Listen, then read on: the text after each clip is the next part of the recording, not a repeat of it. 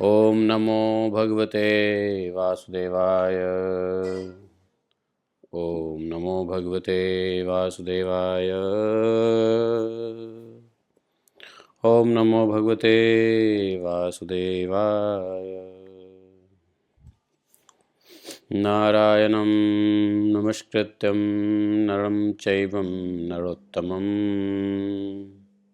देवीं सरस्वतीं व्यासं ततो जयमुदीरयेत्। नष्टप्रायस्वभद्रेषु नित्यं भागवत सेवया भगवत्युत्तमश्लोके भक्तेः भवति नैष्ठिकी। ॐ जन्मान्धस्य तन्व्याधितर्तः चार्थे स्वाभिज्ञः स्वराट् तेने ब्रह्महृदयादिकवये मोह्यन्ति यत् सूर्यः तेजो वारिमृदां यथा विनिमयो यतति सर्गो अमृषा धाम्ना सदा निरस्तकुहकं सत्यं परमं धीमहि। धर्मः प्रोजितकैतवत्र पर्वो निर्मत्सराणां सदा वेद्यं मात्र वसतु शिवदं तापत्रयोन्मूलनम्। श्रीमद्भागवत महामुनिकृते किं वा परमेश्वरः सद्यो हृदयवर्धते कृतिभिः शुश्रूभिः तत्क्षणात् निगम कल्पतरोर्गलितं फलं सुखमुखाद् द्रवितसंयुतं पिबत भागवतं रसमालयं मुहुरः रसिका भुवि भावुकाः। अहं सर्वस्य प्रभवो मत्तः सर्वं प्रवर्तते इति मत्वा भजन्ते मां बुधा भावा समन्विता मच्चित्ता मद्गतप्राणा बोधयन्तः परस्परं कथयन्तः मां नित्यं तुष्यन्ति च रमन्ति च तेषां सततयुक्तानां भजतां प्रीतिपूर्वकं ददामि बुद्धियोगन्तं येन माप्नुयान्ति ते तेषामेवानुकम्पार्थम् अहम् अज्ञानजं तमः नास्यात्मभावस्थो ज्ञानदीपेन भासता अहमेवासमेवाग्रे न अन्यत् सत् असत्परं पश्चादमते तस्य युवशिष्येत स्वस्मि अहम् ऋतेऽर्थं यत् प्रतीयेत न प्रतीयेत चात्मनि तद्विद्यादात्मनो माया यथा भासो यथा तमः। यथा महान्ति भूतानि भूतेषु चावचेष्वनो पृष्ठान्यन् पृष्ठानि तथा तेषु न तेष्वहम्। एतावदेव जिज्ञासं तत्त्वजिज्ञासुनात्मनः अन्यव्यतिरेकाभ्यां यत्स्यात् सर्वत्र सर्वदा। हरे कृष्ण कृष्ण कृष्ण हरे हरे हरे राम राम राम हरे हरे। श्री भगवानुवाच वृथा त्वं कथ्यसे मंद न पश्यन्ति केन अंतकं पौरुषं दर्शयन्ति यस्मासुरा न बहुभाषिणः।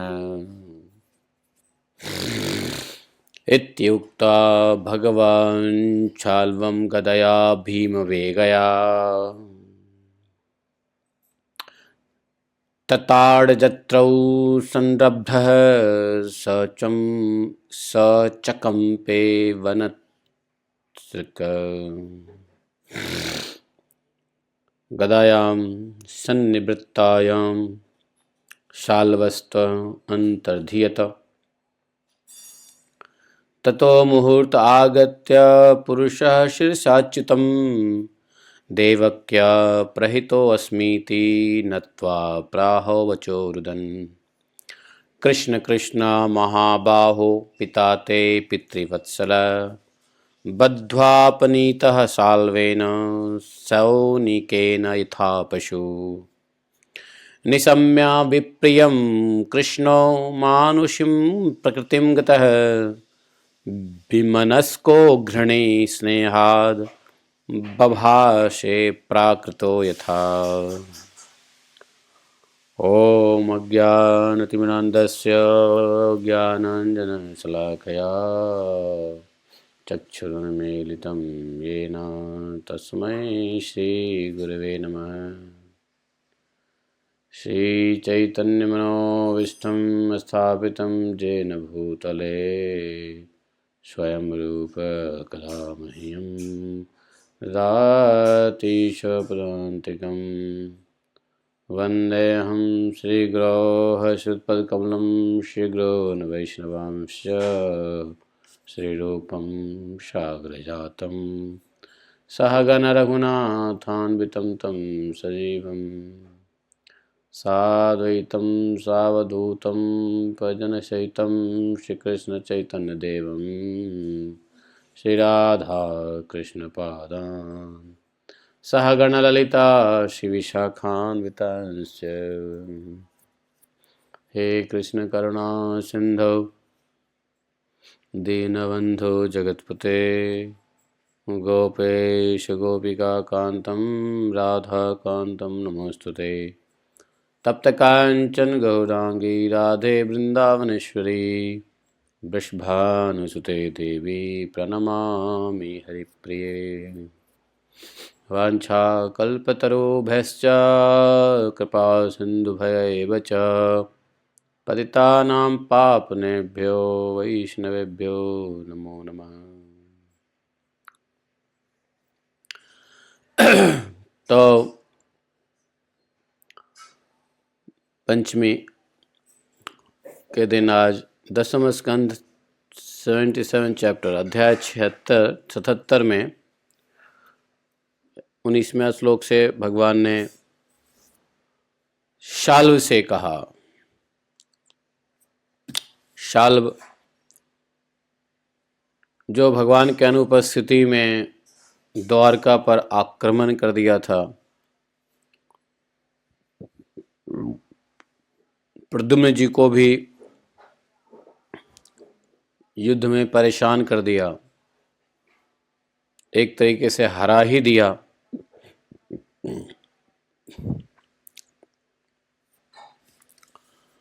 भगवान ने कहा कि अरे मंद,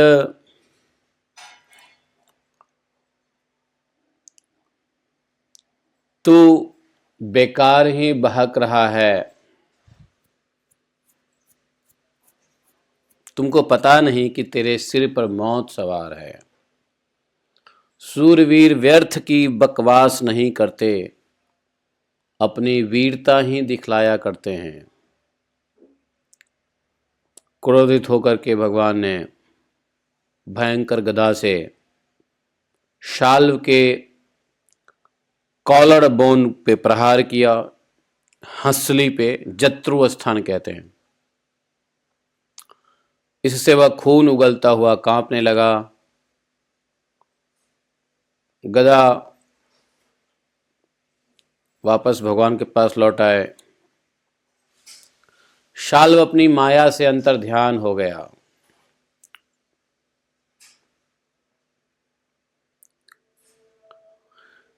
दो घड़ी बीतने के बाद एक मनुष्य ने भगवान के पास आकर सर झुकाकर प्रणाम किया। रोता हुआ बोला, मुझे आपकी माता देवकी ने भेजा है और उन्होंने कहा है कि अपने पिता के प्रति अत्यंत प्रेम रखने वाले हे श्री कृष्ण, शाल्व तुम्हारे पिता को उसी प्रकार बांध कर ले गया है जैसे कोई कसाई पशु को ले जाता है। यह भी शाल्व की एक माया ही थी। भगवान ने अत्यंत साधारण पुरुष की तरह, जबकि यह लीला है, कुछ देर तो मनुष्य की भांति मनुष्य भगवान के मुंह पर उदासी छा गई पिताजी के बारे में सुन करके। वह मनुष्य, साधारण सा मनुष्य जो भगवान के चरणों में आके निवेदन किया था, उसने कहा भगवान से, भगवान कहने लगे उसको, अरे भाई, मेरे भाई बलराम जी को तो देवता और असुर कोई नहीं जीत सकता। वे तो हमेशा हर समय सावधान ही रहते हैं। शालू का बल परुष तो अत्यंत अल्प है, फिर भी इसने बलराम जी को कैसे जीत लिया और कैसे मेरे पिताजी को बांध कर ले गया। सही कहते हैं, प्रारब्ध बहुत बलवान होता है। भगवान श्री कृष्ण इस प्रकार बोल ही रहे थे कि शाल्व वसुदेव जी के समान एक माया रचित मनुष्य लेकर वहां आ गया और भगवान कृष्ण से कहने लगा, बड़ा मायावी था ये। साल भगवान को बोलता है, अरे देख, यही तुझे पैदा करने वाला तेरा बाप है ना, जिसके लिए तू जी रहा है। तेरे देखते देखते मैं इसका काम तमाम कर देता हूँ, कुछ बल परुष हो तो इसे बचा लो। भगवान को फटकारा इस प्रकार से। और माया से वसुदेव को रचना किया था, उसको माया रचित वसुदेव का सिर तलवार से काट लिया और उसे लेकर अपने आकाशस्थ विमान पर जा बैठा।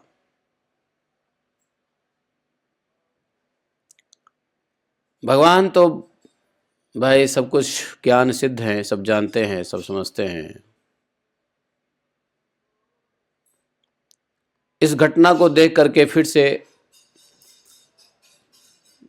भगवान को थोड़ा सा लीलावश, साधारण लोगों की तरह, मनुष्यों की तरह अपने पिता वसुदेव जी के प्रति अत्यंत तो प्रेम था ही, और प्रेम होने के कारण साधारण पुरुष के समान शोक में डूब गए।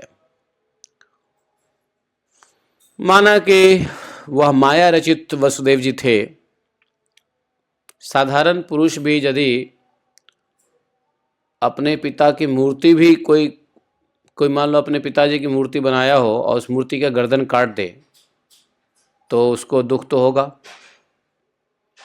ओरिजिनल वसुदेव जी नहीं थे, माया रचित थे, लेकिन फिर भी उनका सर काट के जो भगवान को छलने की कोशिश किया। साधारण की मनुष्य की तरह भगवान भी थोड़े देर के लिए शोक में तो डूब गए।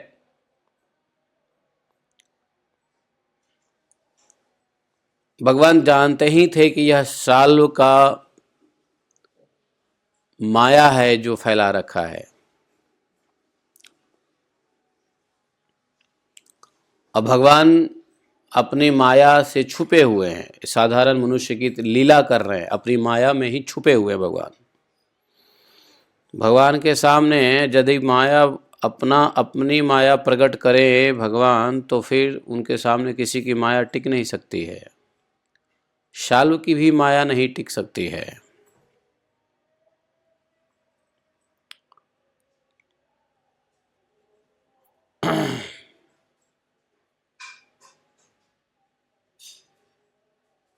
भगवान ने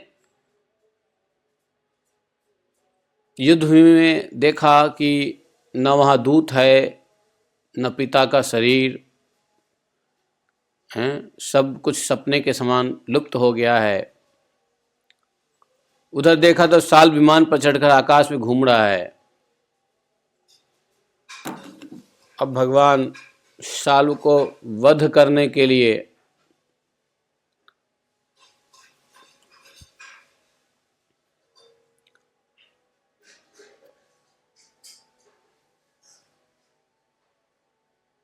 परीक्षित जी को कहते हैं कि परीक्षित जी, इस प्रकार की बात कोई ऋषि कहते हैं कि पूर्वापर का विचार नहीं करने वाले कोई ऋषि कहते हैं, अवश्य ही वे इस बात को भूल जाते हैं कि भगवान श्री कृष्ण के संबंध में ऐसा कहना उन्हीं के वचनों के विपरीत है। कहाँ अज्ञानियों में रहने वाले शोक, मोह, स्नेह और भय, तथा कहाँ वे परिपूर्ण भगवान श्री कृष्ण जिनका ज्ञान, विज्ञान, ऐश्वर्य खंडित है, एक रस है। भला उनमें वैसे भावों की संभावना ही कहाँ है। भगवान शोक में डूबते हैं तो कई बार पूर्वापर का विचार करके कई ऋषि महर्षि बोल देते हैं कि भगवान को भी शोक हुआ है, भगवान ने भी पिता के लिए शोक किया है। लेकिन ऐसा ठीक नहीं है, ये अज्ञान है।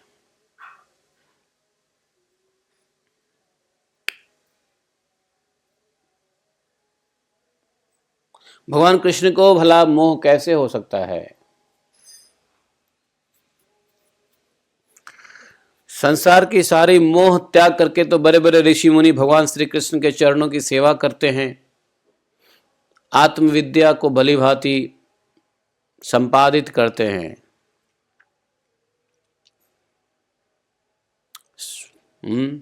और आत्मसमर्पण करके शरीर आदि आत्मबुद्धि को, बुद्धि रूप अनादि अज्ञान को मिटा डालते हैं।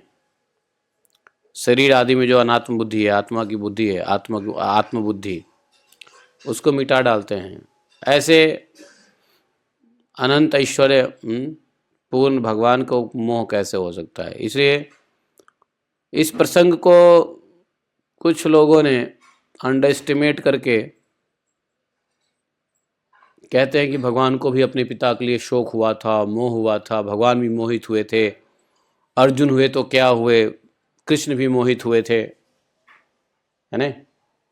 सिर्फ अर्जुन को थोड़ी ना मोह हुआ था अपने सगे संबंधियों के लिए, कृष्ण को भी मोह था। तो ये सब लीला है, न कि पूर्वापरक। शाल बड़ा भयंकर योद्धा था, देखो प्रद्युम्न जी को भी हरा दिया था। रुक रुक कर अपने माया शक्ति से भगवान के ऊपर बड़े बड़े अस्त्रों शस्त्रों से वर्षा करने लगा। अब भगवान ने विचारा कि भाई इसका तो काम तमाम करना ही चाहिए।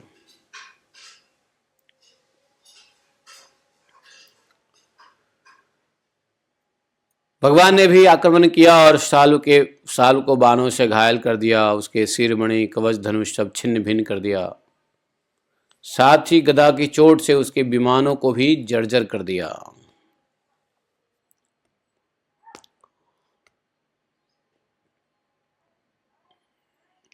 उसके विमान जो थे, जो इतना नगर के आकार का विमान था, लोहे का बना हुआ, भगवान ने उसको चकनाचूर कर दिया।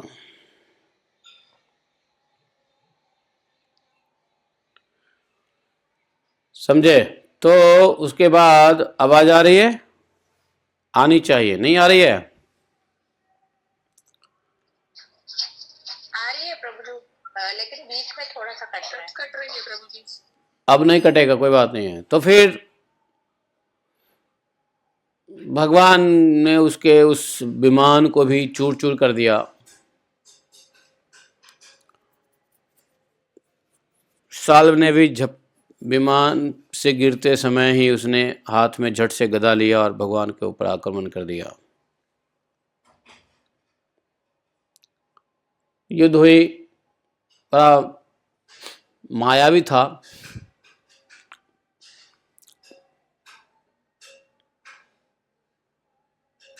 फिर भी भगवान ने उचित समय पर साल्व का गर्दन ही काट दिया। और वो कौन सा था अस्त्र? सुदर्शन चक्र। सुदर्शन चक्र से भगवान ने काट दिया। साल्व के सैनिक बड़े दुखी हुए, हाय हाय करके सबके सब चिल्ला उठे। इस प्रकार साल्व तो मर गया, उद्धार हुआ उसका। देवता लोग अधिक प्रसन्न हुए।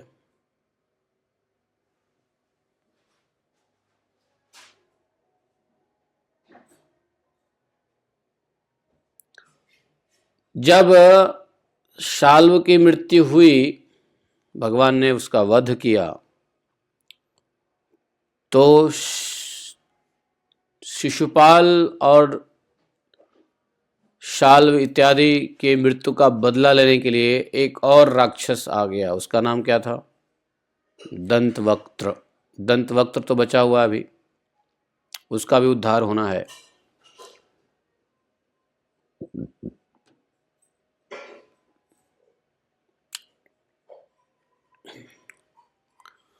शिशुपाल, शाल, पौंड्रक, इनके मरने पर इनके मित्र था दंतवक्त्र, अपने मित्र का मृत्यु के बदला लेकर के मित्रता का ऋण चुकाना चाहता था। अकेला ही पैदल युद्ध भूमि में आ गया, क्रोधित, हाथ में सिर्फ गदा लिए हुए और कुछ नहीं, अकेला।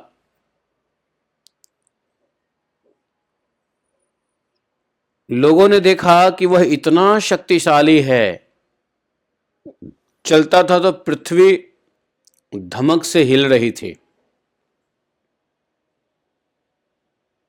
बताओ, जय को तो उद्धार कर दिया, लेकिन विजय के रूप में दंतवक्त्र ही है, सॉरी, दंतवक्त्र के रूप में विजय ही है।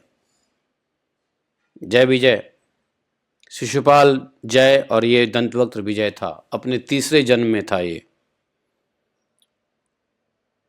शनक आदि ऋषियों के श्राप की वजह से।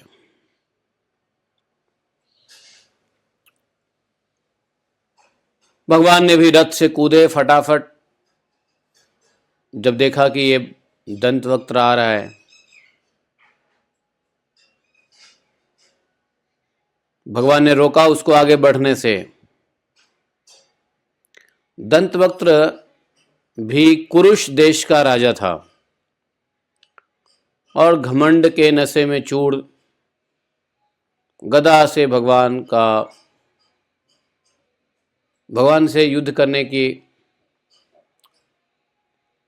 बोला। भगवान को बोला कि अरे अच्छी बात है, सौभाग्य और आनंद की बात है कि आज तुम हमारी आंखों के सामने आ गए। मैं तो तुमको ही ढूंढ रहा था, अधिक लोगों को नहीं, तुमको ढूंढ रहा था। वो बोला कि देखो कृष्ण, तुम मेरे मामा के लड़के हो, तुम्हें मारना तो नहीं चाहिए, परंतु एक तो तुमने मेरे मित्रों को मार डाला है और दूसरे मुझे भी मारना चाहते हो।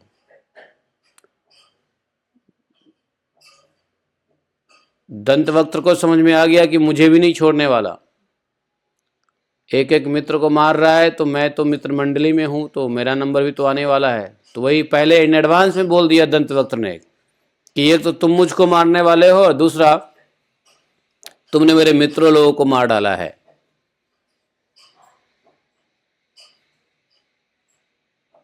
अरे मूर्ख, वैसे तो तुम मेरे संबंधी हो, रिलेटिव्स हो, फिर भी हो शत्रु ही। जैसे अपने ही शरीर में रहने वाला कोई रोग हो, जब अपने सगे संबंधी में कोई शत्रु हो जाए तो उसको अपने शरीर का रोग ही मानते हैं लोग। हालांकि ये तो घमंडी था, भगवान कोई शत्रु थोड़ी न थे। वो तो कुल खानदान और उनके सगे संबंधियों ने तो भगवान को पा करके कृतार्थ हुआ है। ये ऐसा बेवकूफ है कि भगवान को अपना सगे संबंधी होने के बावजूद भी शत्रु मान रहा है। ये आसुरी बुद्धि है। जो सभी रोगों का नाश करने वाले हैं, ये बेवकूफ भगवान को अपने शरीर में होने वाला रोग समझता है। इसको कहते हैं विपरीत बुद्धि। असुरों की बुद्धि विपरीत होती है, राक्षस असुर, इनकी बुद्धि विपरीत होती है।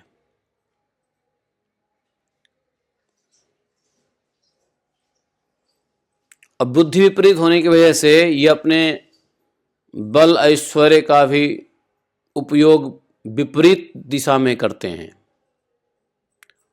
साधु लोग की बुद्धि सतमार्ग और सही रास्ते पे चलती है, इनकी बुद्धि विपरीत चलती है। खलस्य साधो विपरीत में तद ज्ञानाय दानाय च रक्षणाय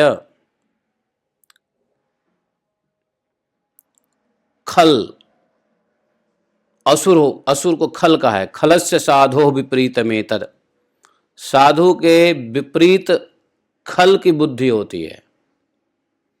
यही अक्रूर जी है जो अपने कृष्ण को अपने सगे संबंधी मान करके उनको ब्रह्म ज्ञान हुआ है ब्रह्मरथ में। और ये देखो शिशुपाल दंतवक्त्र है, क्या कहें, भगवान ने ही ऐसा, ब्राह्मणों का श्राप है, आना पड़ा है। और आया भी है तो भगवान के ही रिश्तेदारियों में आया है, असुर बन करके।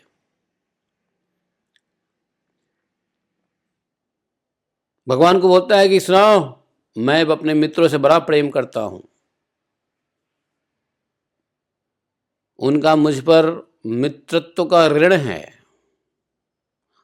अब तुमसे बदला लूंगा, तुम्हें मार करके मैं अपने मित्रों के ऋण से उऋण हो सकता हूं।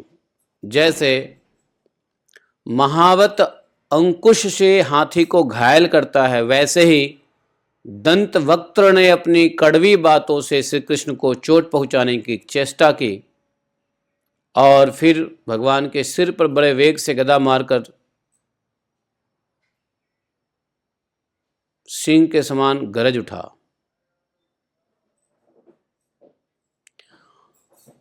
भगवान के ऊपर रणभूमि में गदा की चोट मार लगाया, लेकिन चोट खा करके भी भगवान श्री कृष्ण टस से मस नहीं हुए।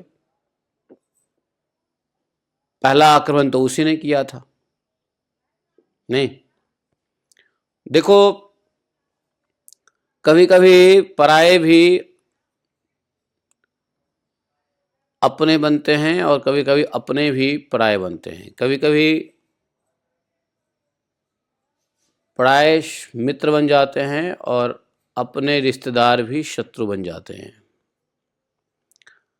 लेकिन जब अपना कोई शत्रु बने तो रूल है कि पहले प्रहार मत करो, अगले को गलती करने दो। वही किया, भगवान ने पहले नहीं प्रहार किया, उसने ही भगवान को गदा मारा, भगवान को कुछ नहीं हुआ, टस से मस नहीं हुए। तब भगवान ने देखा कि ठीक है बेटा, अब तुमने पहले प्रहार कर दिया ना, अब उसका जवाब दूंगा मैं। भगवान ने कौमुदी गदा संभाली और फिर दंतवक्त्र के वक्षस्थल पर, छाती पे मारा। दंतवक्त्र चलता था तो पृथ्वी कांपती थी, ऐसे दंतवक्त्र का कलेजा फट गया, मुंह से खून उगलने लगा, बाल बिखर गए, भुजाएं, पैर फैल गया, मुंह से झाग, निष्प्राण निदान पृथ्वी पर, धरती पर गिर पड़ा। जैसे शिशुपाल के मृत्यु के समय सबको देखते देखते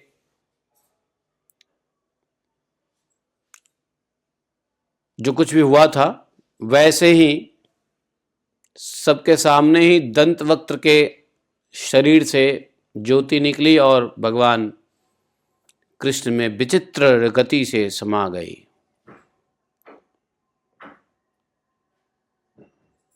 उसका भी उद्धार हो गया, समझे। अब जय विजय पहुंच गए भगवान के पार्षद बन के अपने अपने सेवा में। ये उनका तीसरा और आखिरी जन्म था, जिससे जो सनक आदि ऋषियों के द्वारा, ब्राह्मणों के द्वारा श्रापित थे।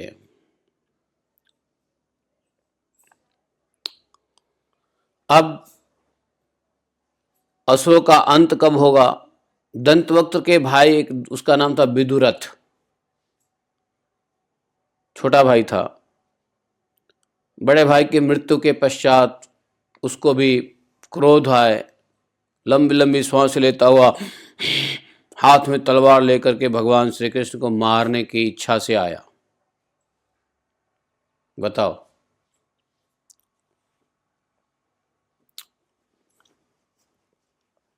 समझे। दंतवक्त्रम सहानुजम, सह अनुज था, अपना छोटा भाई अनुज।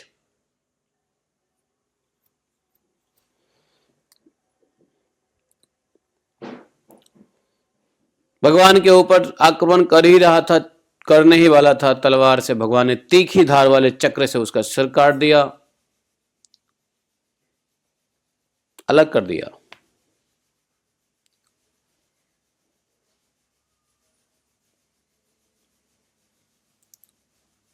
जानते हो, भगवान श्री कृष्ण ने शाल्व और उस शाल्व का विमान जिसका नाम था सौभ, बहुत भयंकर था, दंतवक्त्र, विदुरथ, ऐसे ऐसे असुर थे जिनका अंत करना अशक्य था। किसी के शक्ति के बस में नहीं था कि इनको मार सके, कोई दूसरा मार ही नहीं सकता था। प्रद्युम्न जी ने कोशिश किया, प्रद्युम्न जी हार गए। भगवान के अलावा कोई नहीं मार सकता था इसको, इन लोगों को, और इनको मार करके द्वारकापुरी में प्रवेश किया।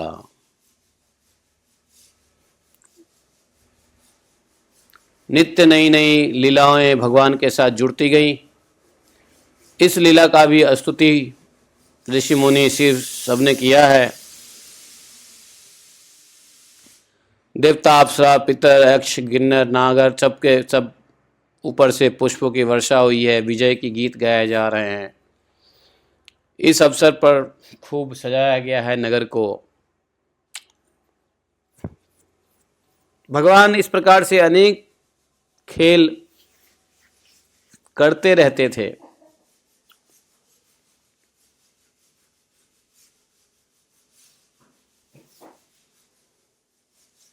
वास्तव में एक चीज तो समझ में आना चाहिए कि इस संसार में असुर के पास जितनी शक्ति दिया है उतनी शक्ति किसी को नहीं मिली। असुर लोगों को अधिक शक्ति मिली है।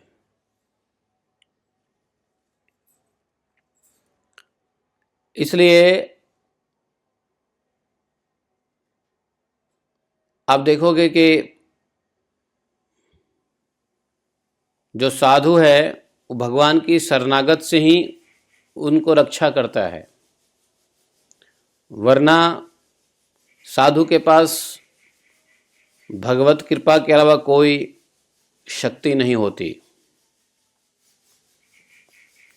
और भगवत कृपा ही बहुत बड़ी शक्ति है। पांडवों के अंदर क्या शक्ति था? कुछ नहीं। जो कुछ भी था भगवान की वजह से था। पांडवों के पास कोई शक्ति नहीं थी। जो कुछ भी शक्ति था भी वो भगवान की वजह से था। यही अर्जुन थे जिन्होंने, जब तक भगवान थे तब तक अर्जुन ने सबको ठीक है हरा दिया। जो भी है, अर्जुन बड़ा गांडीवधारी कहलाए। लेकिन यही भगवान जब चले गए तो जब अर्जुन लौट रहा था द्वारका से अपनी नगरी को, हस्तिनापुर, इंद्रप्रस्थ, रास्ते में अर्जुन को लूट लिया। साधारण साधारण योद्धा आके लूट लिया अर्जुन को। अर्जुन की शक्ति खत्म हो गई। समझे? लुटे लुटाए, मुंह लटकाए आ गए। तो भगवान थे तो अर्जुन की शक्ति थी, भगवान नहीं रहे, अर्जुन की शक्ति छिन्न भिन्न हो गई। तो भक्त की शक्ति सिर्फ भगवान ही होता है, और बाकी शक्तिशाली तो ये दैत्य दानव ही थे, जिसको मारने के लिए भगवान को ही आना पड़ा। उसके अलावा भगवान के पुत्र भी ना उनको मार सके। जबकि लिखा हुआ है कि भगवान के सभी पुत्र भगवान के जैसा ही बल, गुण, रूप में निपुण थे, ऐसा कहा गया है। लेकिन प्रद्युम्न जी भी नहीं हरा सके साल्व को। भगवान के बराबर बल किधर गया? बल था, लेकिन फिर भी राक्षस ही ऐसे ऐसे बड़े बड़े भयंकर थे कि भगवान को स्वयं आना पड़ा इनका नाश करने के लिए।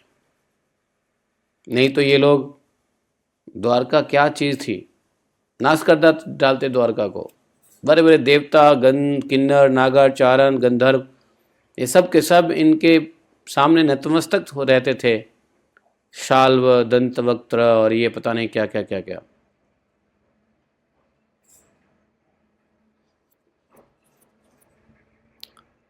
इसलिए यदि ऐसे बलवान असुर ना हो तो फिर निष्ठावान भक्त ही बन जाना में कल्याण है। या तो ऐसे बलवान असुर बन जाओ जिसको मारने के लिए भगवान को ही आना पड़े तो भी कल्याण हो जाएगा, या तो फिर अगर ऐसी इस प्रकार की असुर नहीं हैं तो सिंपल से भगवान की भक्त ही बन जाओ।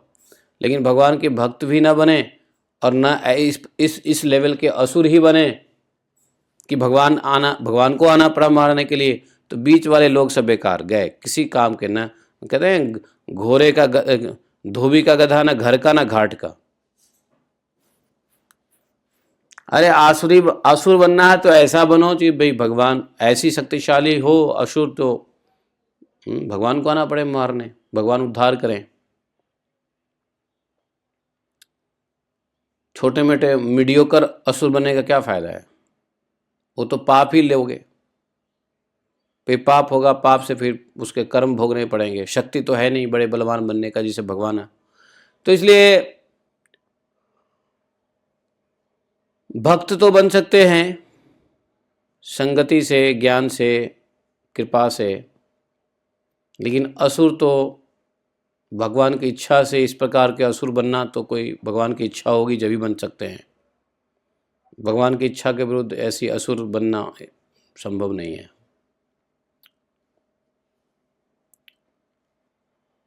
एक बार बलराम जी ने सुना कि दुर्योधन और कौरव पांडव सब युद्ध करने की तैयारी कर रहे हैं। बलराम जी को पता चल गया।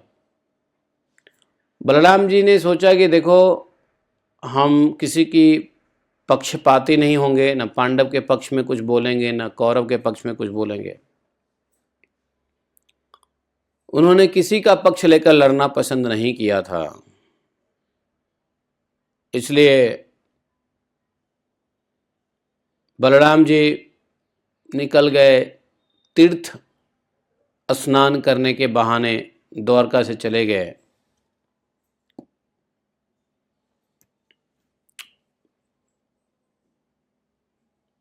सभी राजा दुर्योधन जी के क्या बोलते हैं, युधिष्ठिर के साम्राज्य के अंदर में ही थे ना, तो सबको डिसाइड करना था कि कौन किसके पक्ष में रहेगा। बलराम जी निकल गए, बोले कि नहीं, मुझको किसी का पक्षपात नहीं लेना है, लड़ाई पसंद नहीं है, किसी के पक्ष में लड़ना। क्योंकि यदि देखोगे तो कुंती ब्याही गई थी, तो दुर्योधन का भी तो पुत्री ब्याही गई थी नहीं? उधर भगवान के पिताजी की बहन को ब्याही गई, कुंती को ब्याही गई पांडु से।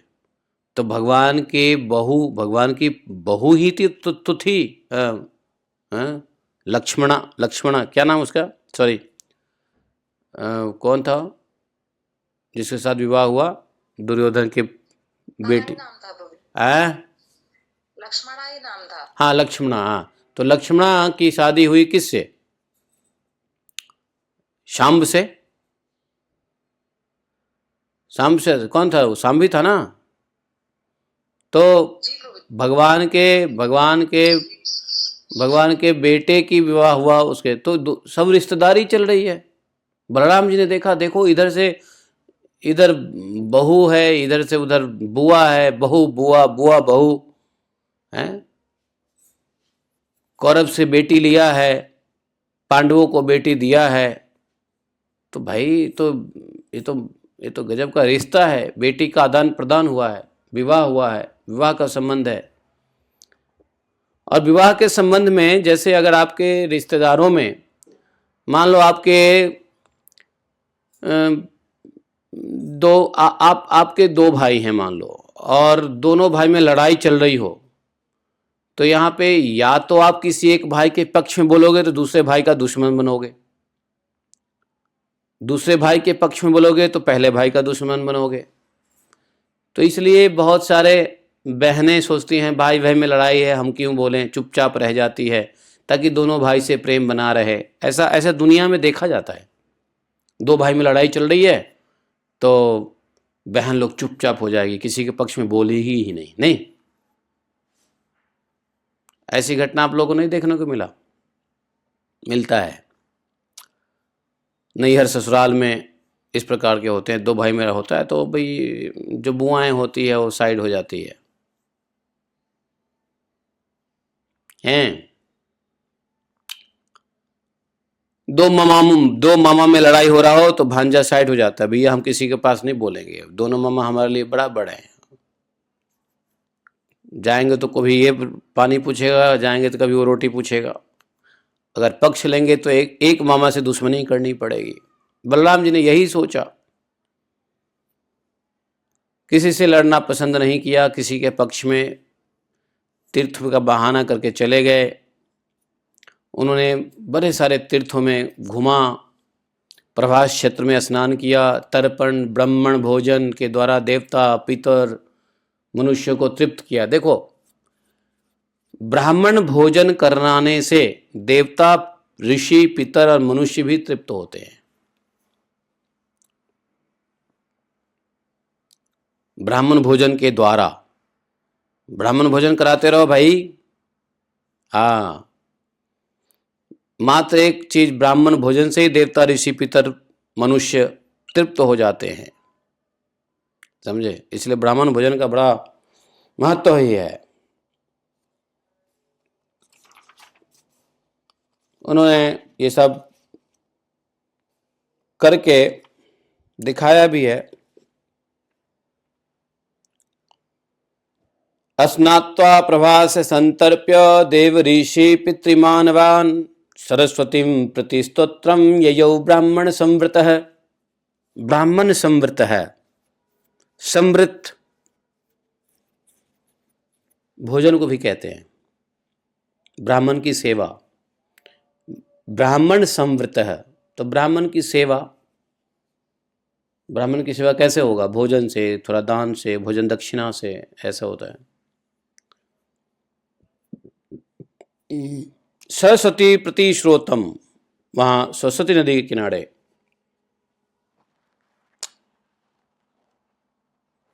जिधर से सरस्वती नदी आ रही थी, श्रोतम, श्रोतम मतलब जहां से आ रही थी, श्रोत, उधर ही चलते बने। उन्होंने पृथ्वी पे पृथुदक, बिंदुसर, चित्रकूप, सुदर्शन तीर्थ, विशाल तीर्थ, ब्रह्म तीर्थ, चक्र तीर्थ, पूर्ववाहिनी, सरस्वती आदि तीर्थों में गए। उसके बाद यमुना तट और गंगा तट के जितने प्रधान प्रधान तीर्थ थे वहां भी गए, जैसे नैमिषारण्य है।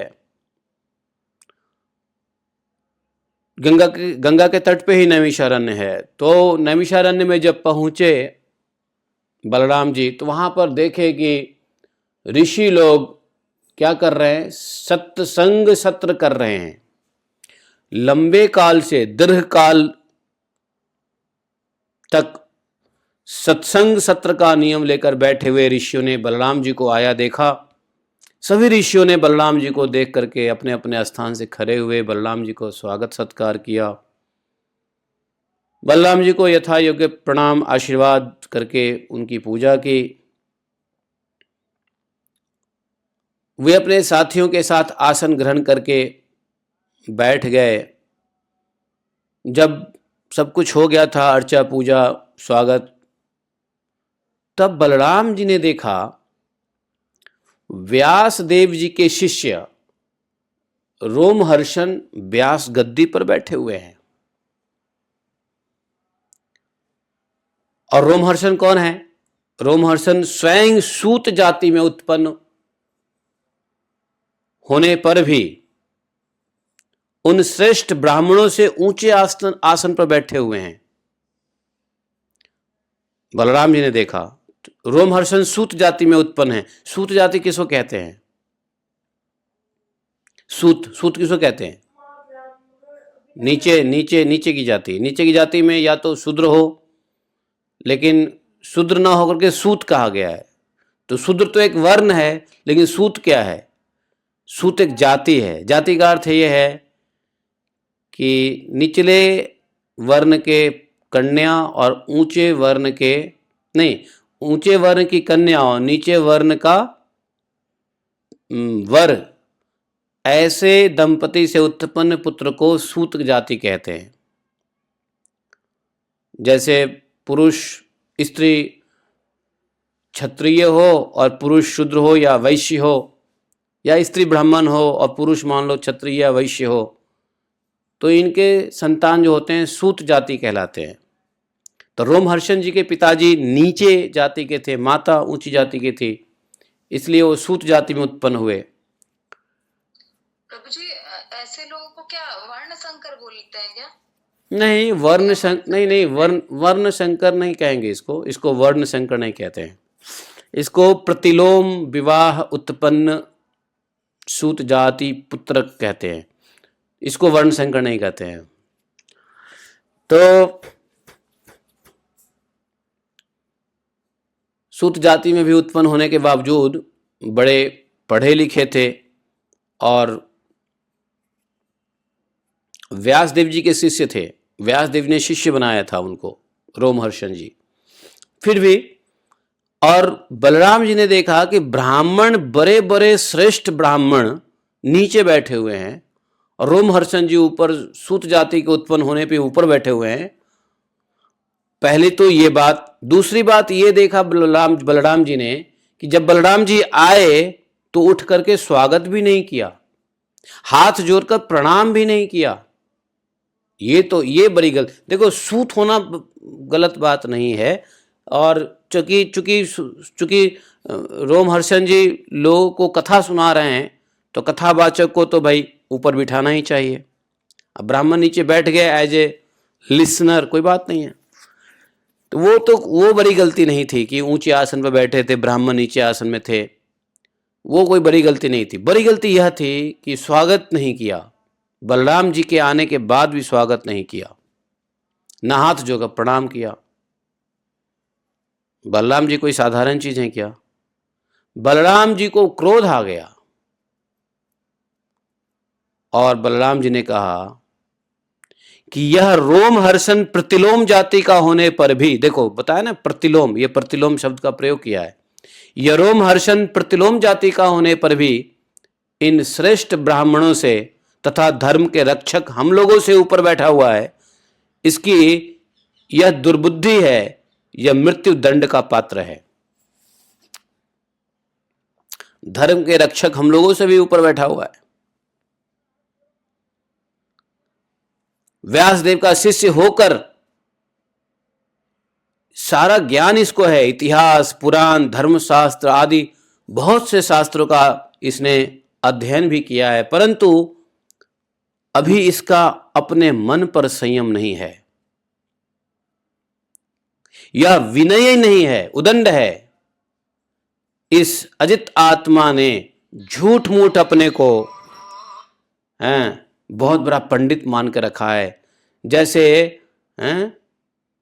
एक्टिंग कर रहा हो, नट की सारी चेष्टाएं सिर्फ एक्टिंग मात्र होती है, वैसे ही इसका सारा ध्यान स्वांग के लिए है। उससे न इसका लाभ है न किसी दूसरे का लाभ हो सकता है। एक सेकेंड, हरे कृष्ण, कट गया। खैर, तो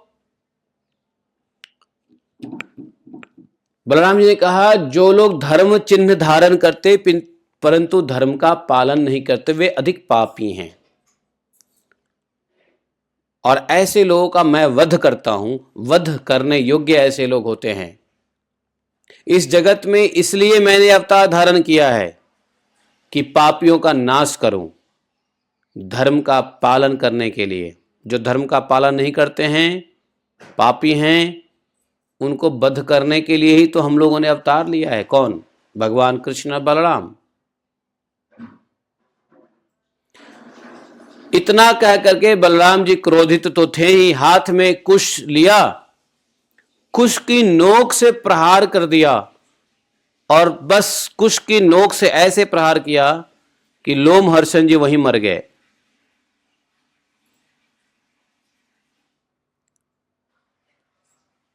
ऐसी होनी थी, मतलब ये सब प्री डिसाइडेड था, होनहार ही ऐसा था।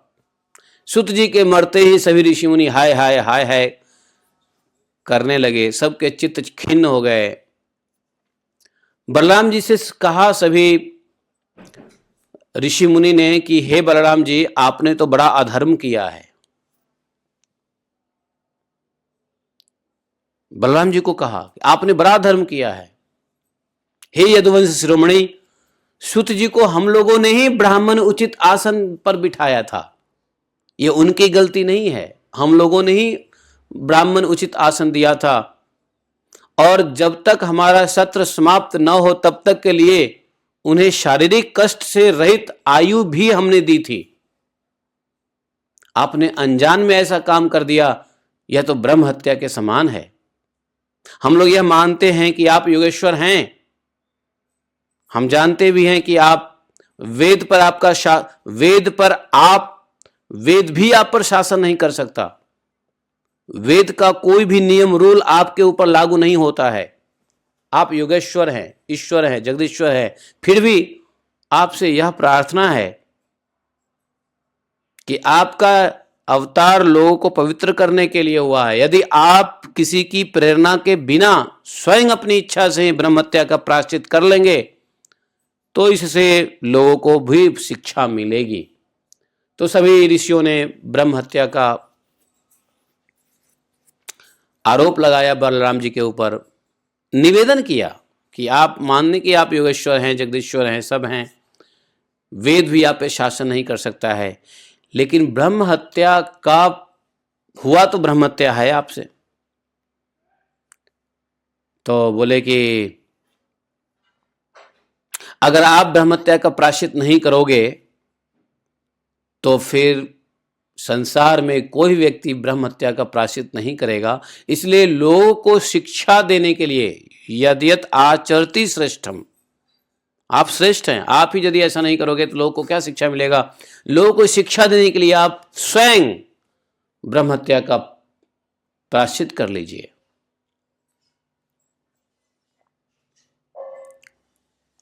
गोहत्या का प्रायश्चित, गोहत्या का पाप धोने के लिए भगवान को बताया था किसने? गोपियों ने।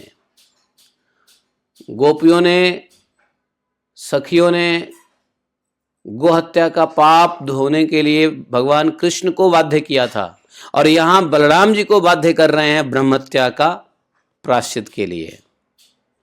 जैसे भगवान कृष्ण ने स्वीकार लिया वैसे बलराम जी ने भी स्वीकार लिया। ठीक है, बलराम जी ने कहा ठीक है, मैं लोगों को शिक्षा देने के लिए, लोगों पर अनुग्रह करने के लिए इस ब्रह्म हत्या का प्रायश्चित अवश्य करूंगा। इसलिए प्रथम श्रेणी का, फर्स्ट क्लास का जो प्रायश्चित हो आप उसका निश्चित कीजिए। थर्ड क्लास मतलब हल्का फुल्का प्रायश्चित मत देना, जो कठिन से कठिन प्रायश्चित है, फर्स्ट क्लास का जो प्रायश्चित है वो हम करेंगे। आप लोग उसका निश्चय कीजिए, डिसाइड कीजिए क्या करना चाहिए। यही बात भगवान ने राधा रानी और गोप अन्य सखियों से कहा था, बताओ अगर पाप हुआ है तो बताओ कैसे हो सकता है पाप की निवृत्ति। तो गोपियों ने कहा है कि जाओ सभी तीर्थों में और नदियों में नहाओ, नहा के आओ। यहां पर ऋषियों ने कहा बलराम जी आप ऐसा कोई उपाय कीजिए जिससे आपका शस्त्र पराक्रम और इनकी मृत्यु भी व्यर्थ न हो, और हम लोगों ने इन्हें जो वरदान दिया था वह भी सत्य हो जाए। ऋषियों ने इनको बलराम दिया, क्या दिया था? वरदान दिया था। बलराम जी ने कहा देखो ऋषियों, वेदों का ऐसा कहना है कि आत्मा ही पुत्र के रूप में उत्पन्न होता है, आत्मा ही पुत्र के रूप में उत्पन्न होता है। इसलिए रोमहर्षण के स्थान पर उनका पुत्र आप लोगों को पुराणों की कथा सुनाएगा, और उसे मैं अपनी शक्ति से दीर्घायु, इंद्रिय शक्ति, बल दे देता हूं। वही रोमहर्षण के पुत्र हुए कौन? सूत गोस्वामी। प्रभु जी उग्र श्रवा सूत बताया था, हैं? उग्र श्रवा सूत बताया था आपने शायद। हाँ, तो वही सूत गोस्वामी।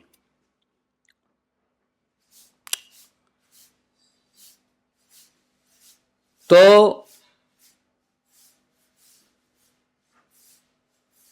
बोले कि इस प्रकार से आप लोग का वचन भी नहीं, आप लोग का वचन भी रह जाएगा और इनकी मृत्यु भी व्यर्थ नहीं जाएगी। आप लोग का वरदान जो दिया था आप लोगों ने इनको, वो भी ठीक हो जाएगा। तो ये पुत्र बन के आ जाएंगे, उनका पुत्र आप लोगों को पुराण की कथा सुनाएगा, कोई बात नहीं है। और इसके अलावा आप लोग और कुछ भी चाहते हैं तो मुझसे कहिए, मैं वो भी आप लोग की इच्छा पूर्ण करूंगा। बलराम जी ने स्वीकारा कि अनजान में मुझसे जो अपराध हो गया उसका प्रायश्चित जो आप लोग सोच विचार कर बतलाइए, क्योंकि आप लोग इस विषय के विद्वान हैं। ऋषियों ने कहा, बलराम जी एक बहुत भयंकर दानव है, इलवल का पुत्र बलबल है। ये बलबल जो है भयंकर दानव है। वह हर समय हर उत्सव पर्व त्योहार पे यहाँ पे आ जाता है और हम लोग के यज्ञ को, सत्र को दूषित कर देता है मलमूत्र करके, है कि नहीं? मलमूत्र, खून, विष्ठा, शराब, मांस की वर्षा करने लगता है। एक काम कीजिए, कृपा करके आप उस पापी को मार डालिए, हम लोगों की यह बहुत बड़ी सेवा होगी। इसके बाद आप एकाग्रचित से तीर्थ में स्नान करते हुए 12 महीनों तक भारतवर्ष की परिक्रमा करते हुए विचरण कीजिए, इससे आपकी शुद्धि हो जाएगी। तो ऋषियों ने कहा कि एक तो हमारी इच्छा पूर्ति ये कीजिए कि उस बलबल को नाश कर दीजिए, इलवल का पुत्र बलबल, और दूसरा आप पूरे तीर्थ में घूमते रहिए स्नान करते हुए, 12 महीने तक भारतवर्ष की परिक्रमा कीजिए, मतलब 1 साल में पूरे भारत की परिक्रमा करना है, इससे आपको शुद्धि हो जाएगी ब्रह्मत्या का। ऋषियों ने ऐसा कहा है। तो देखो इस सब से क्या हुआ, इस सब से बिलवल जो बलवल था, इलवल का पुत्र, उसका भी हत्या उसको भी बलराम जी ने उद्धार किया है। इसको भागवतम के 89तमो अध्याय 81 चैप्टर में बताया है। 81 चैप्टर में नहीं 81 नहीं 17, इसको 79 कहते हैं। 89तम अध्याय, 80तम 80 89तम अर्थात 79। तो 79 चैप्टर में बलबल का उद्धार है। अब बलराम जी तीर्थ यात्रा में निकल गए हैं, निकल तो गए ही थे, लेकिन अब उनको टारगेट मिल गया है कि 1 वर्ष के अंदर में ही, 1 वर्ष कितने वर्ष बोला, हाँ 12 महीने, 1 वर्ष के अंदर में ही चरित्वा 12 मासांस तीर्थस्नायी विशुद्धये, चरित्वा 12 मासा, 12 महीना तक घूमते रहिए। चरित्र चारण, घूम घूम के खाने को चारण कहते हैं, लेकिन चरित्वा तो उसी को यहाँ कहा है कि आप घूमिए 12 महीने तक, मांसा नाम तीर्थस्नायी विशुद्ध से, इससे आपकी शुद्धि होगी। और फिर क्या हुआ, सभी ऋषियों ने एक यज्ञ का अनुष्ठान किया, पर्व का अनुष्ठान किया। पर्व के दिन आए, जैसे ही पर्व के दिन आए तो भयंकर आंधी चलने लगी। वही बलबल जो था वो आ गया, चारों ओर से दुर्गंध आने लगी। इसके बाद यज्ञशाला में बलबल दानव ने मलमूत्र आदि वर्षा करने लगा, त्रिशूल लिए स्वयं दिखाई पड़ा। और बलराम जी ने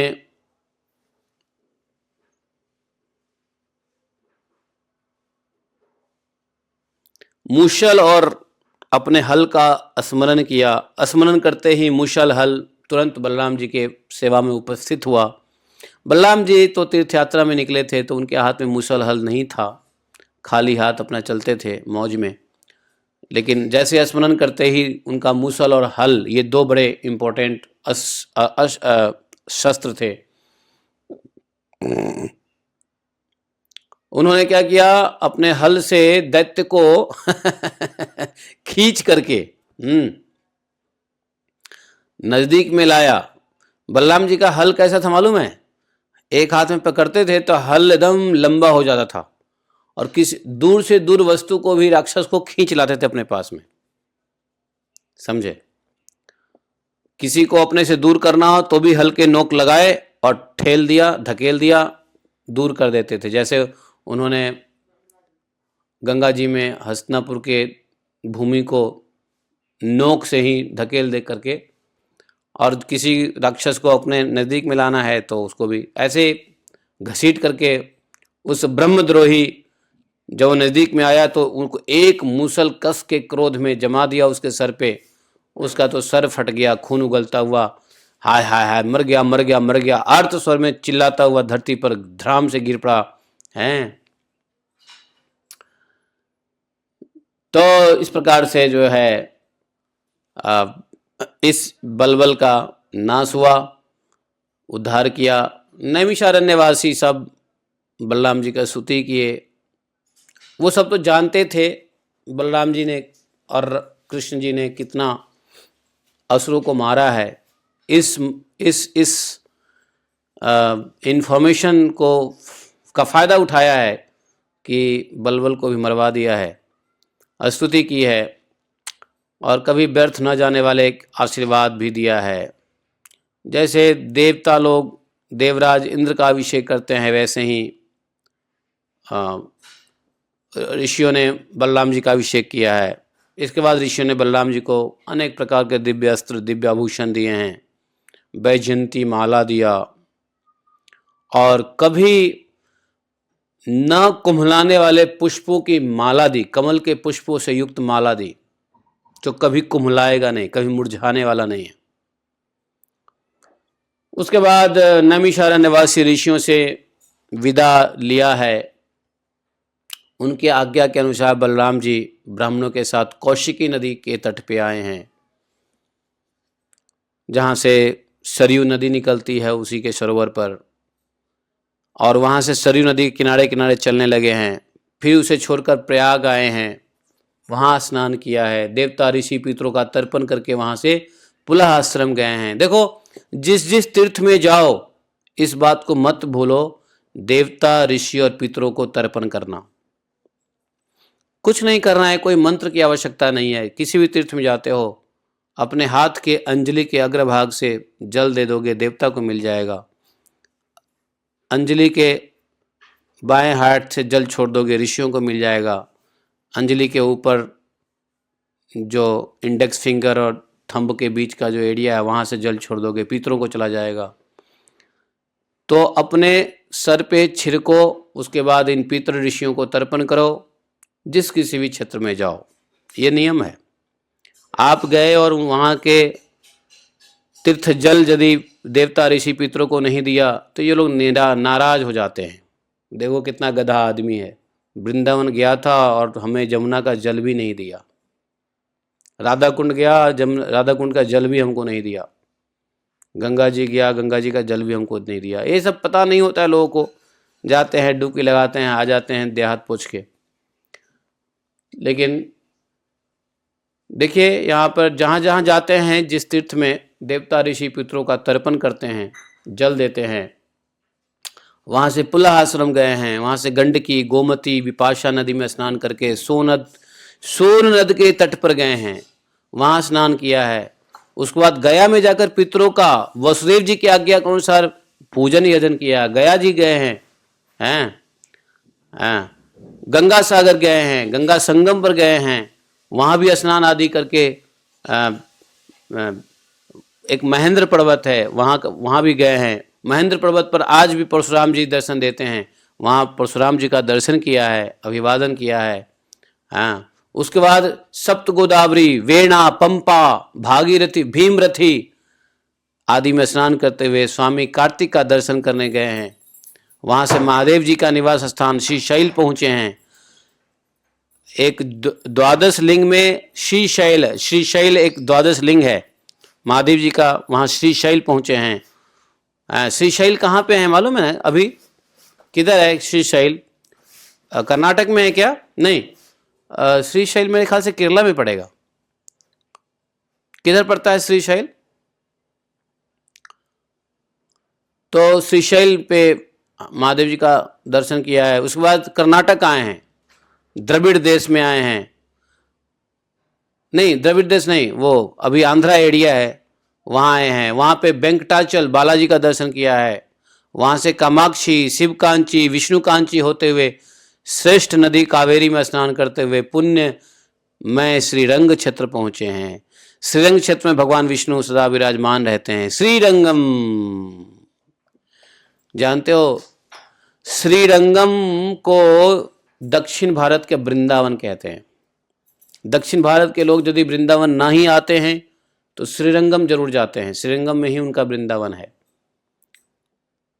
यही श्रीरंगम है जिनके भक्त हुई थी कौन? अंडाल देवी। अंडाल देवी श्रीरंगम के ही भक्त, श्रीरंग जी के ही भक्त थे।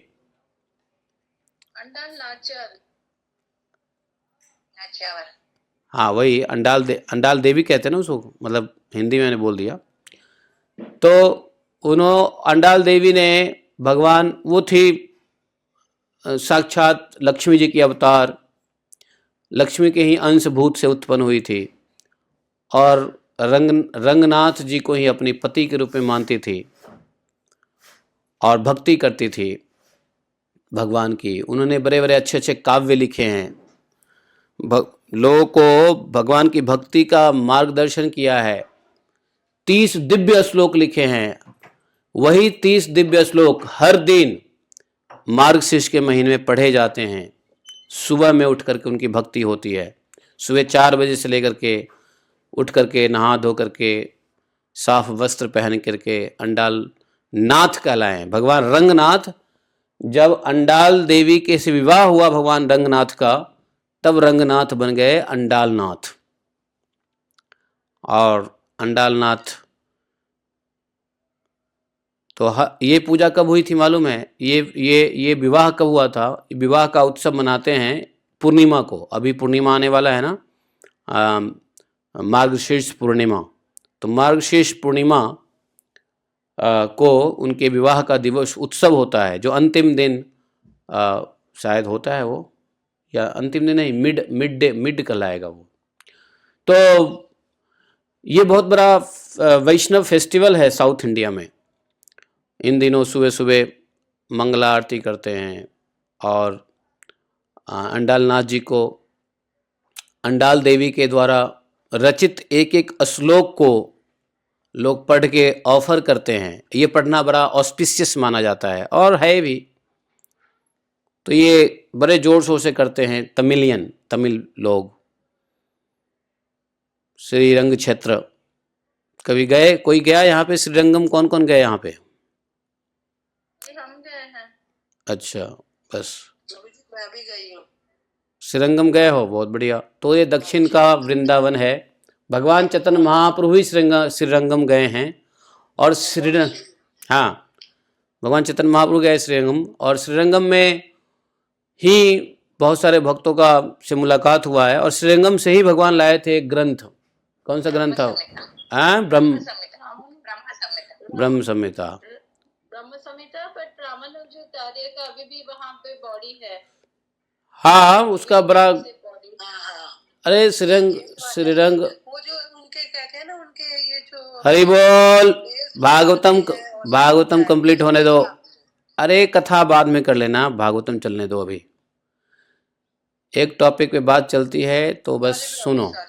श्रीरंग क्षेत्र का अपना बहुत महिमा है। उस जगह पे इतनी महिमा है, वो साउथ का वृंदावन है। चैतन्य महाप्रभु का अनेकों लीलाएं वहाँ पे, अनेकों भक्तों से दर्शन हुए, अनेकों चीज चैतन्य महाप्रभु ने कलेक्ट किया है, ब्रह्म संहिता से लेके यहाँ तक कि कृष्ण करणामृत भी वहीं से लाए चैतन्य महाप्रभु। वहां से उन्होंने भगवान विष्णु के क्षेत्र आगे बढ़े, ऋषभ पर्वत, दक्षिण मथुरा, देखो जैसे साउथ वृंदावन है ना, वैसे साउथ मथुरा भी है, तो दक्षिण मथुरा, और फिर सेतुबंध की यात्रा की है। सेतुबंध मतलब कन्याकुमारी भी गए हैं, हाँ, जिसको सेतुबंध कहते हैं, सेतुबंध की यात्रा किया है, कन्याकुमारी को सेतुबंध कहते हैं। वहां से बलराम जी ने ब्राह्मणों को 10,000 गौदान की है। वहां से कृतमाला और ताम्रपर्णी नदियों में स्नान करते हुए मलय पर्वत पर गए हैं। वह पर्वत 7 कुल पर्वतों में से एक है, समझे। तो जैसे ऋषियों ने, नैमिषारण्य के ऋषियों ने कहा था कि आप भ्रमण कीजिए, तो उसी प्रकार से पूरे भारत का भ्रमण कर रहे हैं।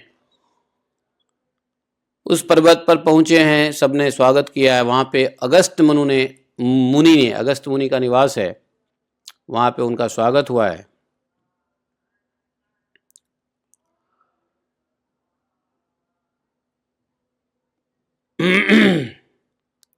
तो फिर यहाँ पर इस प्रकार से अगस्त जी से आशीर्वाद प्राप्त किया है। आगे उन्होंने बलराम जी और दक्षिण में समुद्र की यात्रा की है।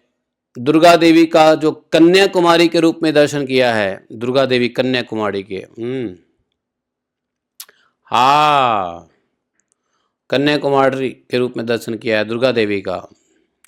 उसके बाद फाल्गुन तीर्थ में आए हैं, अनंत शयन क्षेत्र में गए हैं। वहां से सर्वश्रेष्ठ पंचाप्सरथ तीर्थ में स्नान किया है। उस तीर्थ में सर्वदा भगवान विष्णु का सानिध्य रहता है। वहां पे 10,000 गौदान की है। ये कौन सी जगह है? गुरुवायूर। ये गुरुवायूर का तीर्थ है। उसके बाद भगवान बलराम वहां से चल के केरल में तो ही पहुंच ही गए हैं। उसके बाद त्रिगर्त देश आए हैं। उसके बाद भगवान शंकर जी के गोकर्ण तीर्थ में आए हैं, जहाँ पर भगवान हमेशा विराजमान रहते हैं। आजकल गोकर्ण तीर्थ कहाँ पर है? वही है, ये बॉर्डर एरिया है ना गोकर्ण तीर्थ, कर्नाटक और कर्नाटक नहीं, हाँ, कर्नाटका और अपना वो क्या बोलते हैं, ये केरला का बीच का एरिया है ना गोकर्ण तीर्थ। वहां से गोकर्ण बोल रहे हैं प्रभु? हाँ, गोकर्ण। वहां से जल से घिरे द्वीपों में निवास करने वाली आर्या देवी का दर्शन करने गए।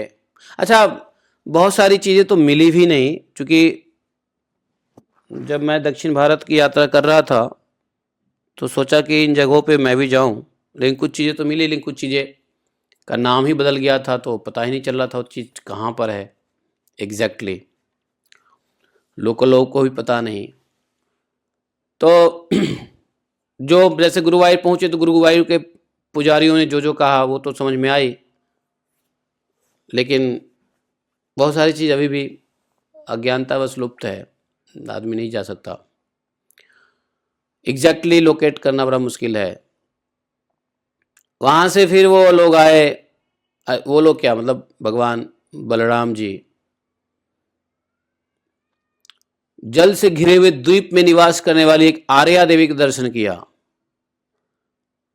और उसको उस द्वीप से थोड़ा सा आगे बढ़ के सुरपारक क्षेत्र की यात्रा की। अब ये सुरपारक क्षेत्र आज की डेट में नहीं मिलेगा आपको। इसके बाद वो थोड़ा सा ऊपर आ गए, ऊपर आए तो क्या मिला? तापी, पयोशनी, निर्वंध्या नदी में स्नान करके दंडकारण्य में आए। ये तापी नदी के किनारे ही कौन सी सिटी है मालूम है? तापी नदी के किनारे कौन सी शहर है बसा हुआ है? सूरत। सूरत तापी के किनारे है। सूरत में जो नदी बहती है उसको तापी कहते हैं। तो लगभग सूरत के आसपास तक पहुंच गए हैं भगवान।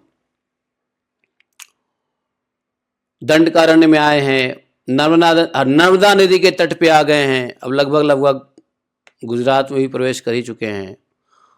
महिष्मती पुरी वहां पे है, उसी नदी के तट पर। वहाँ पर मनु तीर्थ है, मनु तीर्थ में स्नान किया है। फिर प्रभास क्षेत्र में आ गए हैं, गुजरात। और प्रभास क्षेत्र कहाँ है? बहुत करीब है। किससे? द्वारका से। प्रभास क्षेत्र में जब आए हैं बलराम जी, तो ब्राह्मणों से सुना है कि कौरव पांडव के बीच युद्ध भी हुआ और युद्ध समाप्त भी हो गया और बहुत सारे क्षत्रिय मारे गए। बलराम जी ने अनुभव किया कि अब पृथ्वी का बहुत सा भार उतर गया है। जिस दिन रणभूमि में भीमसेन और दुर्योधन गदा युद्ध कर रहे थे, उसी दिन बलराम जी उन्हें रोकने के लिए कुरुक्षेत्र पहुंच गए। क्यों पहुंच गए? ये कुरुक्षेत्र जब तक दुर्योधन नहीं मरेगा तो जीत तो हो नहीं सकती है। युद्ध रोकने के लिए क्यों पहुंच गए? अब जैसे बलराम जी पहुंचे, सब चुप। युधिष्ठिर, नकुल, सहदेव, भगवान कृष्ण, अर्जुन सब चुप हो गए। सब डरते डरते मन में डर रहे थे। सब मन में सोचने लगे कि ना जाने ये यहाँ पे क्यों पधारे हैं। अभी तक तो ये आए नहीं। अंतिम जब अब हमको विजय प्राप्त करनी है, फाइनली विजय प्राप्त करनी है दुर्योधन को मार करके, जो सभी पापों का जखीरा है दुर्योधन की वजह से ये सब हुआ है। अब पता नहीं इस समय क्यों पहुंच गए। सबके मन में भय हुआ है, समझे? कोई कुछ बोल ही नहीं रहे। बलराम जी ने देखा कि भीमसेन, दुर्योधन दोनों आपस में गदा युद्ध कर रहे हैं, नाना प्रकार के पैतरे बदल रहे हैं। बलराम जी ने कहा, दुर्योधन, भीमसेन, तुम दोनों वीर हो और बल पौरुष में समान हो। मैं समझता हूं कि भीमसेन में बल अधिक है, लेकिन दुर्योधन में गदा युद्ध की शिक्षा अधिक पाई है। ये बलराम जी ने कहा कि माना कि भीमसेन में बल अधिक है, लेकिन दुर्योधन के पास गदा युद्ध की कौशल है। तो बताओ, बल अधिक है बलवान होता है या कौशलता अधिक बलवान होता है? तो बोले कि कौशल, बुद्धि अधिक बलवान है। क्योंकि दुर्योधन को गदा युद्ध में बुद्धि अधिक थी, भीम के पास बुद्धि गदा युद्ध की कम थी, लेकिन बल अधिक है। तो शरीर का बल बुद्धि बल के सामने कमजोर पड़ जाता है। बलराम जी ने कहा कि तुम दोनों में एक जैसा बल है, जय पराजय हो नहीं रही है, दिख नहीं रहा है तुम में से कौन जीतेगा कौन हारेगा। छोड़ दो, रोको इस युद्ध को, व्यर्थ युद्ध मत करो, बंद करो। बलराम जी ने युद्ध बंद करने का आदेश दे दिया। अब क्या हुआ? बलराम जी की बात दोनों के लिए हालांकि थी तो हितकर, दोनों के लिए अच्छा ही था, लेकिन दोनों का वैरभाव इतना दृढ़ हो गया था, दोनों में इतना वैरभाव था कि दोनों ने बलराम जी की बात ही नहीं मानी। इधर हुआ क्या? तो बोले कि भाई, जब दुर्योधन के पास बुद्धि बल था, अर्थात गदा युद्ध की कुशलता अधिक थी, तो फिर दुर्योधन हार कैसे गया और भीम जीत कैसे गया? तो दुर्योधन हार इसलिए गया कि अपने गुरु की बात नहीं मानी। बलराम जी हैं गुरु की बात नहीं मानी, वो कमजोर पड़ गया। उधर भीम इसलिए जीत गया कि उनके साथ भगवान कृष्ण हैं, भगवान कृष्ण का इशारा है, भगवान कृष्ण की सारी ट्रिक्स, फॉर्मूला लगा हुआ है, भगवान ही है उनके साथ। और इधर ये और कमजोर पड़ गया, बलराम जी गुरु की बात नहीं मानी। जानते हो, इस समय भगवान कृष्ण के लिए बड़ी विडंबना खड़ा हो गया। क्या विडंबना? इसको क्या तो डायलेमा क्या डायलेमा हो गया? धर्म संकट आ गया भगवान कृष्ण के सामने। वो धर्म संकट ये क्या था कि भगवान सोच रहे हैं, भगवान के चेहरे पे कभी उदासी नहीं होती। अब यहां पे भगवान हतोत्साहित हो, उदास हो गए। ये भाई बलराम अंत में आके काम खराब कर देंगे। समझाए तो कैसे समझाएं? क्योंकि वो चाहते थे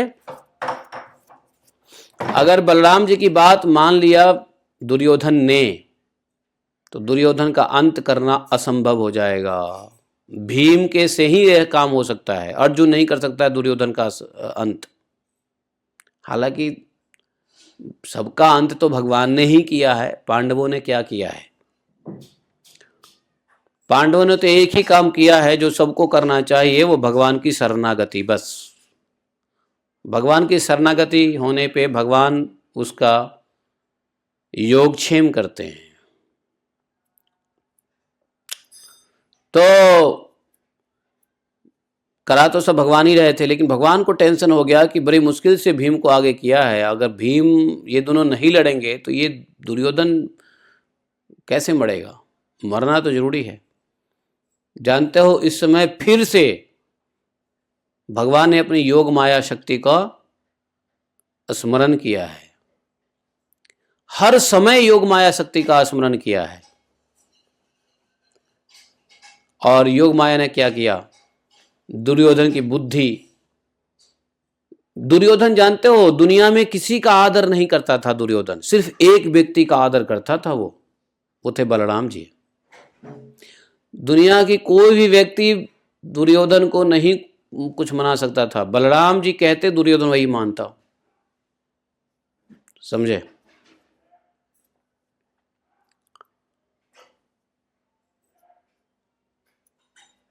ये सारा खेल गड़बड़ किसका था मालूम है? भीष्म पितामह जी का। भीष्म पितामह जी की सारी गड़बड़ी थी। अब कहोगे भीष्म पितामह जी को मैं क्यों ऐसा बोल रहा हूँ, गड़बड़ी बोल रहा हूँ? मैं मतलब इसलिए कह रहा हूँ कि एक दृष्टिकोण बता रहा हूँ। भीष्म पितामह जी ने ही क्या किया था कि जब पांडु बीमार हो गए, धृतराष्ट्र अंधा हो गया,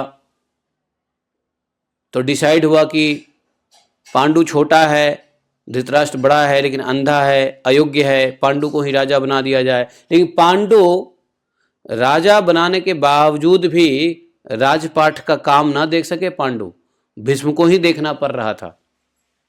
पांडु तो अपना चलते बने वन में, उनका तो ये कि आखेट में उनका ज्यादा था, आखेट करना ज्यादा जानते थे। उनको राजपाट में उनका इंटरेस्ट नहीं था। पांडु का आखेट करने के लिए वन में जाते, महीनों महीनों दिन रहते, वहीं वन में ही साधुओं का संग करते थे, अपनी पत्नियों को भी ले जाते थे। क्या नाम था उसका? कुंती और माद्री। बड़ी विडंबना है। चलो ठीक है, अब मीटिंग हुआ, हस्तिनापुर में मीटिंग हुई और मीटिंग में ये डिसाइड हुआ अब दोनों में खामियां हैं। जिसको राजा होना चाहिए वो अंधा है, और उसके जगह पे जिसको डिप्टी राजा बनाया गया उसको राजपाट में इंटरेस्ट नहीं है, शरीर से कमजोर है, पांडु रोग है।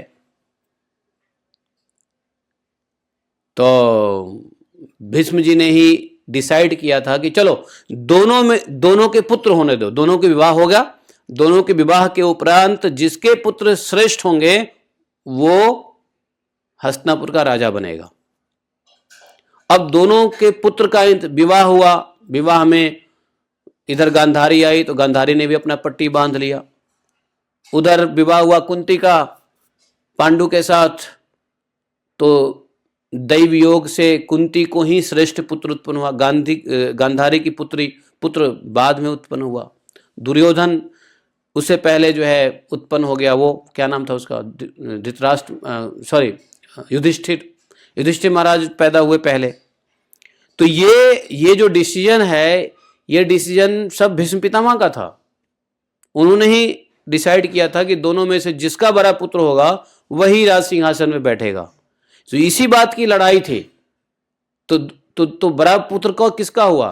कुंती का बड़ा पुत्र हो गया। तो भीष्म पितामह ने डिसीजन दिया था, तो भीष्म पितामह के डिसीजन के मुताबिक युधिष्ठिर राजा थे, लेकिन वैसे राजा के अधिकारी तो दुर्योधन ही था, क्योंकि पांडु चले गए तो धृतराष्ट्र के ही हाथ में था। बेशक वो अंधे थे, लेकिन भीष्म जी के संरक्षण में धृतराष्ट्र ही गद्दी पे बैठा था। तो बड़ा पुत्र भी था, वो धृतराष्ट्र बड़ा पुत्र था, वही उत्तराधिकारी था। उसके मुताबिक दुर्योधन को बनना था राजा, लेकिन भीष्म पितामह ने ऐसा डिक्लेयर किया था कि जिसके पुत्र, दोनों में से कोई योग्य नहीं है, जिसके अयोग्य है तो दोनों के पुत्र होने दो, जो बड़ा होगा वो राजा बनेगा। तो भीष्म पितामह के डिसीजन के मुताबिक युधिष्ठिर महाराज को राजा बनना था। ये कहानी थी, ये लड़ाई था वहां, यही कंफ्यूजन था। समझे नहीं समझे? महाभारत को समझो। बहुत लोगों को समझ में नहीं आती है कि ये क्यों, वो क्यों, वो क्यों, ऐसा क्यों, वैसा क्यों। सारा काम भीष्म महाराज का किया हुआ है। एक तरफ अपने पिता का वचन, दूसरी तरफ अपना भीष्म प्रतिज्ञा, दोनों का पालन करना था इनको। तीसरी तरफ उनको हस्तिनापुर का दोनों के वचन का पालन करते हुए, स्वयं और अपने पिता के वचनों का पालन करते हुए उनको हस्तिनापुर को सुरक्षित भी रखना था। बड़ी डायलेमा थी। संजय अपनी आत्मकथा में लिखते हैं, समझे? ये सब बात संजय डिटेल आत्मकथा में बताते हैं। तो बलराम जी के नजर में युधिष्ठिर ही राजा होना चाहिए। कहीं ना कहीं ऐसा था कि बलराम जी के नजर में युधिष्ठिर का ही हस्तिनापुर था। युधिष्ठिर उनके प्रिय शिष्य भी थे, सॉरी दुर्योधन, समझे? अब इसलिए भगवान कृष्ण को बड़ी घबराहट हुई, यहां अगर बलराम जी आ गए, अगर रोक दिया युद्ध को, तो मेरे लिए बड़ा असंभव हो जाएगा चीजों को मैनेज करना। भगवान ने सोचा कि चलो बलराम जी से ही पहले निपट लेते हैं। आज बलराम जी से लड़ाई भी करनी पड़े तो इनके साथ भी लड़ाई करके निपट लेंगे। आज तक बलराम जी से लड़ाई नहीं हुई भगवान कृष्ण की। हाँ, थोड़ा बहुत कहा सुनी हुआ है बचपन से, कभी कभी किसी किसी बातों पे एक दूसरे से झड़प हुई है, लेकिन वो फ्रेंडली था, वो that was not big issues. लेकिन अभी भगवान ने सोचा कि बलराम जी को तो दाऊ भैया को रोकना ही पड़ेगा। समझे? तो भगवान ने कैसे दाऊ भैया को रोका, इस बात को कल जानेंगे। आज इतना ही काफी है। बोलिए ग्रंथराज श्रीमद् भागवतम की जय। एकम शास्त्रम देव की पुत्र गीतम, एको देवो देव की पुत्र एव, एकम मंत्रश्च नामानि यानि कर्मापि तस्य दिवस्य सेवा। त्वमेव माता च पिता त्वमेव बन्धुश्च सखा त्वमेव विद्या द्रविणं त्वमेव मम सर्वदेव देवः। कृष्णाय वासुदेवाय हरे परमात्मने प्रणतक्लेशनाशाय गोविन्दाय नमो नमः। हे कृष्ण करुणा सिंधो दीनबंधो जगतपते गोपेश गोपिका कांतम राधा कांतम नमस्तुते। तप्त कांचन गौरांगी राधे वृंदावनेश्वरी वृषभानुसुते देवी प्रणमामि हरिप्रिये। वाञ्छाकल्पतरुभ्यश्च कृपा सिन्धुभैव च पतितानां पावनेभ्यो वैष्णवेभ्यो नमो नमः। जय श्री कृष्ण चैतन्य प्रभु नित्यानंद, श्री अद्वैत गदाधर श्रीवासादि गौर भक्तवृंद। हरे कृष्णा कृष्ण कृष्ण हरे हरे, हरे राम राम राम हरे हरे। जयति ते अधिकं जन्मना व्रज, शयत इंदिरा शाश्वतत्रयी।